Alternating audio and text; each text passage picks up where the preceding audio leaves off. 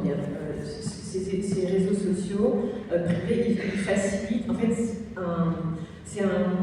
on a défini quand on tombe malade, on change de monde. Et c'est un monde dans lequel au départ on n'a pas de repère.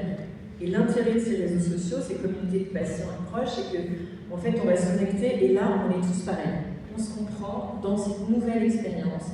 Et du coup, on peut faciliter cet échange entre pairs pour se repérer, parce qu'au début, on ne connaît pas les codes de l'hôpital, on ne sait pas le nom, on ne sait pas ce que c'est qu'une IPA, une ILEC, on ne sait pas ce que c'est qu'un ANAPA, on ne sait pas ce que c'est que les soins de support, etc.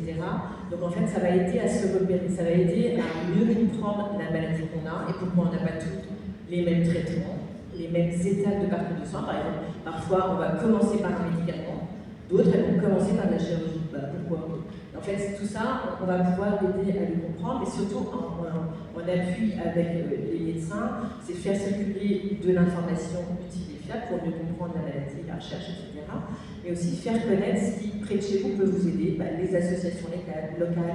Qu'est-ce que c'est que les soins de support? On ne sait pas ce que ça veut dire, soins de support. D'ailleurs, qui connaît les soins de support dans la salle? Je pense tout le monde. Mais en fait, tous ces soins qui ne sont pas là pour guérir le cancer, mais plutôt pour accompagner les traitements du cancer qui nous rendent malades, en fait, parce qu'on se sent pas bien, et bien c'est extrêmement précieux pour aller mieux. Il y a plein d'associations, je pense à Étincelle qui est là dans la salle aujourd'hui, dont c'est le cœur de l'activité, de proposer des activités pour accompagner les gens. Et dans les établissements de soins, il y a aussi des programmes. Donc en fait, comment on ouvre la porte, comment on ose y aller, avoir un soutien psychologique, une assistante sociale, un diététicien quand on a une maladie digestive, par exemple, c'est absolument majeur d'avoir tout de suite un accompagnement en termes de nutrition.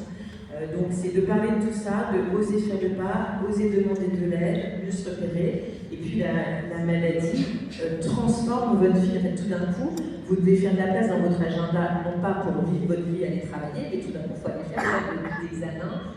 Plein d'examens avant de commencer les traitements. Donc toute votre organisation de vie est chamboulée et donc les impacts majeurs que ça a dans votre vie personnelle, de famille, professionnelle sont majeurs. Et ça a été dit par la présidente de l'Ensemble tout à l'heure, la répercussion notamment sur la vie économique des personnes malades est considérable. Et avec tous les progrès qu'on a faits, il y a un enjeu à ce qu'on puisse maintenir ou reprendre beaucoup plus facilement notre place dans le monde, je dirais, du travail.